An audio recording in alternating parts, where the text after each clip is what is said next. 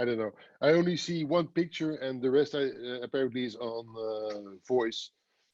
So um, a little bit of introduction. I think the interesting thing with the future of work is that there had been a lot of thinking and analysis done, um,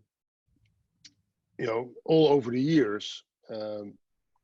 And then this Corona pandemic happens, and that's interesting because the future of work, that's always like a long view. So you have a view of what will be happening in the next 5, 10, 20 years. Um, and then this pandemic brings this future forward like 5 to 10 to 20 years, depending on how you look at things. So what I would like to do is, before we discuss it together, is give a little bit of an idea what was the main topics of discussion pre the pandemic, how these elements have been brought forward, what the reactions is, and what probably will be happening from that. So I think there's two major discussions were going on and in the future of work. Excuse me. The first one was, is the future of work task or people oriented? And the difference is, if you are a task oriented organization, you have an idea what you would like to produce, and you try to do that as optimal as possible. And if you use computers or software or machines, you do that when it's more efficient to get these tasks done. And on the other hand, you have a people-centered economy that focuses on the strengths and capabilities of people and tries to get them into as good jobs as possible. And in normal life, these are not, binary choices, but on average, the economy was and still is very much task oriented. And task orientation is the easiest way of implementing organizations too, as you can imagine, because it's clear what you need to do as an output. You know what kind of cost base you have there, and then you can make all kinds of calculations. The main issue with that is that if you forget that workforce engagement is one of the key elements of competitive strength, and you don't solve that issue with task orientation. And to make that very clear, there's all kinds of research from Gallup, and you can find that shows that at best countries have workforces with where 30% of the workforce is truly engaged with their organization. So the majority is not. And in a task-oriented organization, this means that you have a lot of people that are suboptimal or engaged, therefore not producing up to the task. So if you move more to a people-centered economy, where you focus more on people, that engagement will go up. But it's more complex. And in the analysis of the future of work,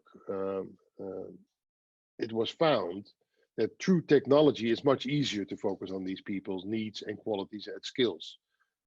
And you can all imagine that probably that there's lots more testing, AI, etc., going on. So there was one big discussion on the future of work. How do you move from a task-oriented economy towards a people-oriented economy? Because in the end, if you have an engaged workforce, that will create more productivity and will be better. And the second major discussion was about the three elements that create engagement in people.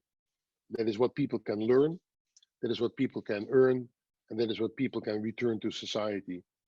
And for probably a century, the model was you went to school, then to university, if you could do that. So you would learn a lot, then you would start earning money, you would make progress in your organization. And after that, if you had enough money and your kids were out of house, you would look into returning to society, spend some time with foundations or NGOs. In the last 10, 20 years, and this is very often given to the millennial generation, but I think it's just the zeitgeist. Instead of these three elements, learning, earning, and returning, being a linear process, they have become a flywheel. So nowadays, or at least pre the pandemic, the big thing was that most people want to have a balance between those three elements. So what can I learn? How do I make a livelihood? And three, what can I return to society?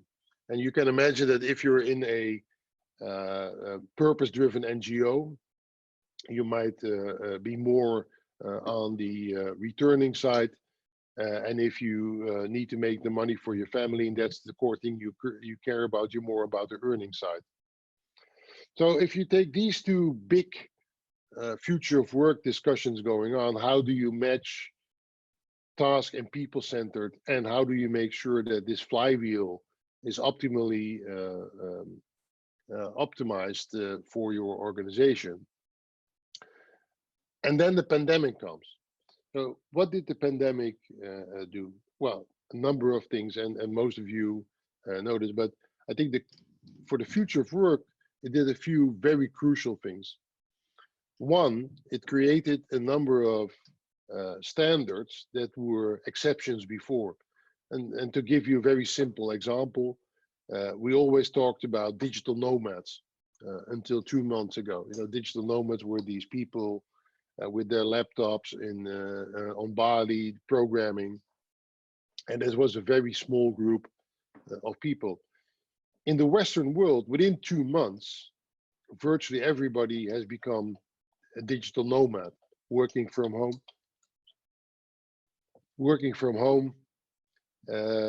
using their computers, and being as the digital nomads were. So that is, you know, it would have taken, without the pandemic, probably 5 to 10 years to get to that level. And now virtually 70% of workforces are becoming digital nomads. If you look at the learning aspect, and I can give a very practical example, for example, from my son who started his studies in Rotterdam a few months ago. He moved there, we bought him a house, he was settled in, he wanted to find something close to the university because that was convenient. Then the pandemic happened, all classes have been cancelled. Now they're slowly starting online courses and classes. But at the same time, he figured out that if he needs to do online classes, he can just as well do classes on Harvard or Stanford or wherever. So whereas if this wouldn't have happened, this pandemic, he would have been probably most likely a very traditional student, going to university and taking a university degree like it has been more or less for the last 50 years. And in 6 weeks, this has changed dramatically as well. If you take another example on the returning side, is that whereas a lot of for-profit organizations, for non-profit organizations, had events where they would bring everybody together, and those were sizable or small. Now they have the opportunity to have global audiences because of all the technology. And I think that's one of the fundamental things that if we look at the future of work, I think we all underestimated the level of technology available. And we can conclude that it was not the technology that was taking us back. You know, we can now do global conferences like this on the fly.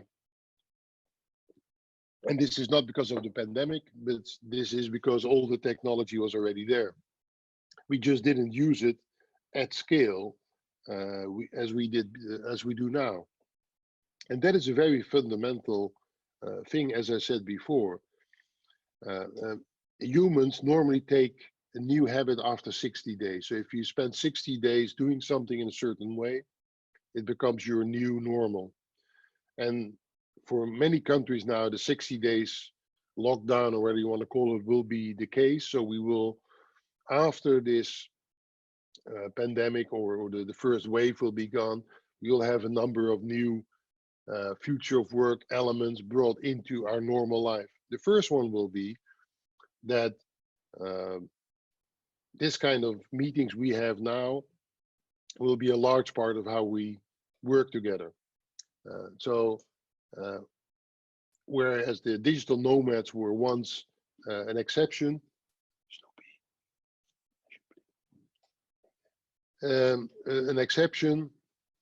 now it will be the new norm. That comes with a lot of issues, because like in this room, I only see myself. I see one picture of Marcello, and I don't know. So this, for me, feels awkward. If I would see all of your videos, so if you can switch on all your videos, because it would make it easier for me to connect. But this will be the new normal.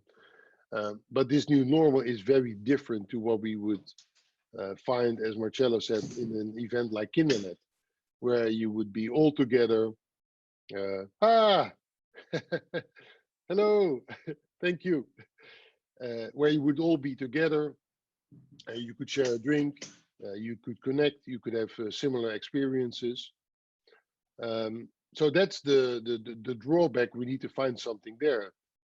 The good thing about this is that you can build new communities like we are doing now without ever meeting each other. And I think that's a fascinating concept, because I had, for example, until recently, my policy for connecting with people on either LinkedIn or Facebook was that I at least should have met them. Because otherwise I would think, well, what is this? Now, I meet a lot of people through these kind of sessions, and it becomes the new normal, as I said. So, taking a couple of more steps for the future of work, and then I will open it to your questions or remarks. I think that the first thing we will also see is that government will take a much bigger role in this pandemic than we have seen for a very long time. And because this is something that can only be done on a government level. So, excuse me, the actions that government will take, it will either accelerate development and or soften the blow of the pandemic, but they will be very influential. And I think there's a very big difference, for example, between China and the US versus Europe, where China and the US are seeing big problems also as big opportunities. In Europe, we tend to think more of big problems as big problems. So our governments in Europe are much more focused on softening the blow of what's happening to the workforce, whereas in the US and China, there's a very big focus on how can we accelerate away from this? How can we create new things around this? And for example, in Silicon Valley, as you can imagine, there's a lot of companies already thinking, wow, we need to be a better version of Zoom, because this will be the new normal. And I think that's a fundamental discussion, and that will also shape how the future of work will develop, because in the end, softening the blow by governments is only a temporary measure, because somebody needs to pay it in the end, and that needs to be civilians, citizens, and businesses, etc. I think the second thing is that until 2 months ago, the idea was there would be more new jobs than disappearing old jobs. And the key thing was that over time you had to reskill people. Now you will see that the new jobs are not there yet at the scale you need, but there's millions of people unemployed. Like in the US, I think it's 18% unemployment now, with 30 million people unemployed, and there's no 30 million jobs or plus on the other side. So there will be a big issue at scale of what do we do with all these unemployed people? How do we reskill them? How do we find them work? I think the other thing is training budgets in organizations will be slashed, as organizations will be very focused on cash because their businesses probably struggle and they need to change.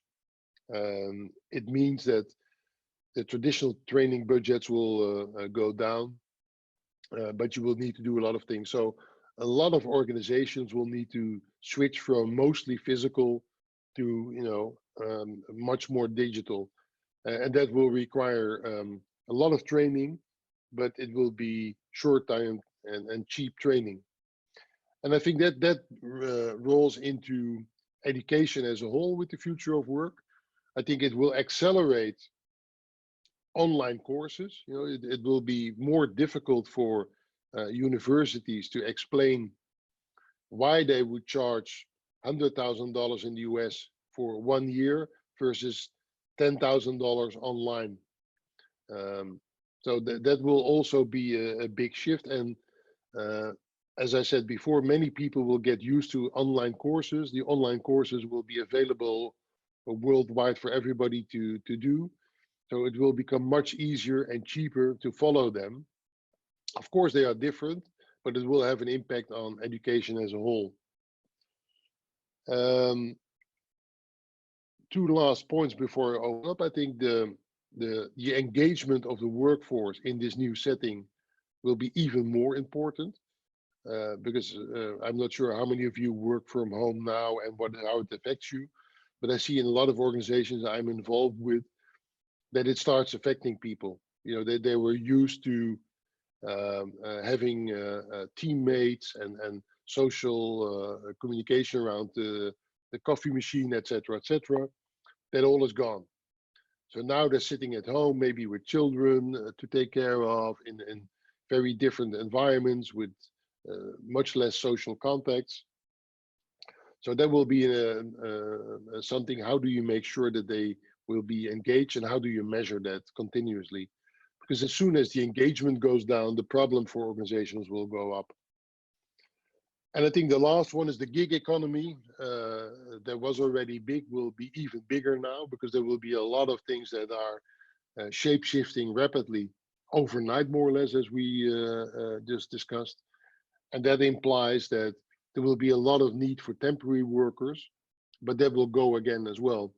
And for example, look at all the warehouse staff. That will be very different in a 1.5 meter economy or society, or 2 meters, depending where you are in the world. The same will go for theaters, cinemas, offices. Everything will be very different. So in the short term, that will create a lot of new jobs for the gig economy, low paid jobs probably. But as soon as it's settled down, it will be dramatically different. So summing up what I just said is, I think we were quite good at looking at the future of work before the pandemic happened. The only thing we didn't realize is that there would be an acceleration coming through COVID. And of course, we didn't know that.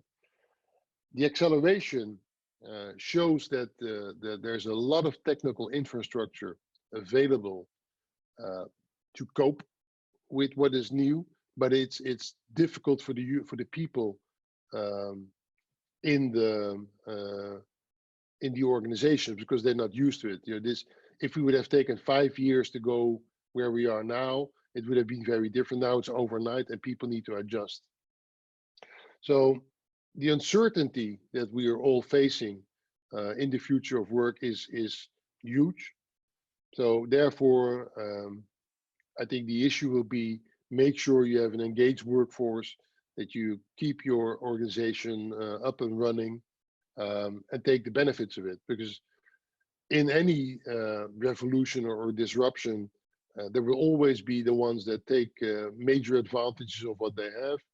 And I think that is the opportunity for some, and it will be a disaster for others. Right. Any questions or remarks?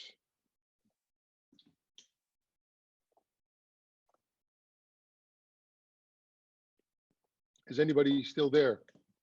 I would just make a comment, something I read yesterday. In a country like Pakistan, I went there, I think 4 times in total. I was working with the government, consulting on the satellite project, and it's a really difficult place, right? It's an artificial country with forced borders that not really with India and specifically is not created through any natural barriers. It's just like, are you a Muslim? You go to the left. If you're Hindu, you go to the right. They have issues with Afghanistan. Again, the British messing up with the situation. They can't defend themselves. So they have a very, very difficult geopolitical situation. And therefore, the only friend that they have is China, right? So things are getting a little bit better with the Great Belt. But bottom line, very poor nation. And all of a sudden, they have to stay at home. What the government decided to do there is to pay absolute bare minimum wages for people to plant trees. So you're going to end up having this kind of situation, which is what you had in the Great Depression in the US, where people were just getting paid more than zero, enough to pay for the food, or at least to get the conditions to survive with a minimum dignity.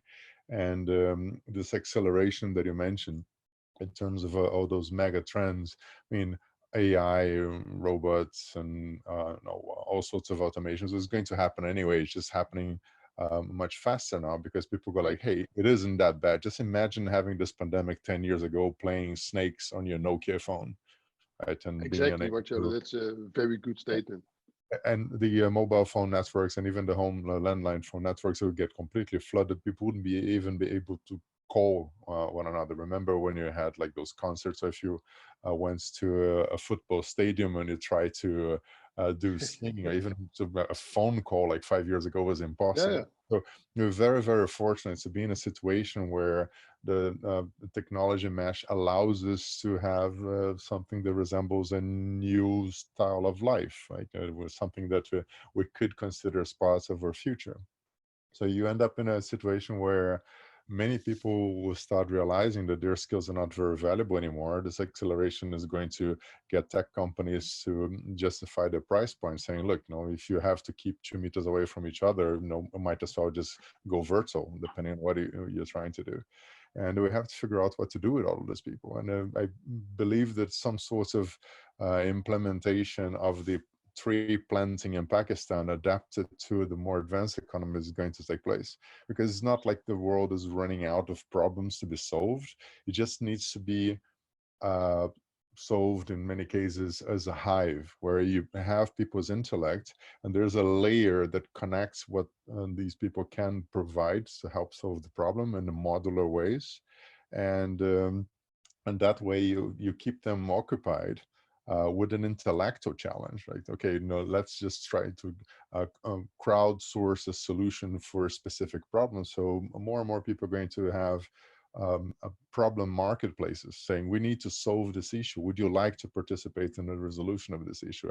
Or what can you bring on board? And have some sort of monetization that will get people that literally cannot get any other jobs to be paid for the contribution that they're making. And most of those contributions will be virtual, because not many people in the world, especially in the West, know how to plant trees. I guess it's a skill long lost. But I could talk about this for a whole day, or just on. No, no. I think it's very interesting what you say. I think for me, the easiest way, and probably you have seen it, the movie Ready Player One, or maybe you read the book. Yeah. So then. And I think, and that's the interesting bit, is that the older you are, the more muscle memory you have, as they call it. So we know, as you described, how difficult it was to make a phone call in a crowded stadium. I remember that there were no mobile phones, and so from your own muscle memory, you have a sort of idea how you're looking at it. But if you look, for example, at gaming, you also have kids that game with other kids worldwide. They've never seen each other, Yeah. and they still are, best friends, they would call themselves, and they only do things online. So they don't have this kind of muscle memory of physical issues or physical get-togethers. And I think with every huge revolution as we are facing now, it's important to look at who were the pioneers and who were doing things differently in this area. And you're right, the Pakistanis give now like what you might call a basic, universal basic income to their people to plant trees. But the next step might be that they give this universal basic income plus a connection to the internet. And then, you can imagine what kind of world is opened up to them. So it's very interesting. I think we need to close down because it's 11 o'clock. Is there anybody who wants to say final word? You're actually the last session, so there's no one after you. You can stay Oh, here. okay. Is there anyone who wants to say anything before we're closing? No? Yeah, I'm curious, what are your guys' thoughts on time banking as an alternative? Because like it's pretty clear during the previous economic system, some of the most important essential workers that we're so grateful for now, being healthcare workers and parents and teachers, were undervalued during that economy. And there's always going to be a need for those kind of roles, even if the economic system isn't really making that valuable, even if it's not valued in the current system. So alternatives, time banking seems to be one that never really took off. I'm wondering if either of you think there's a space for that post-COVID.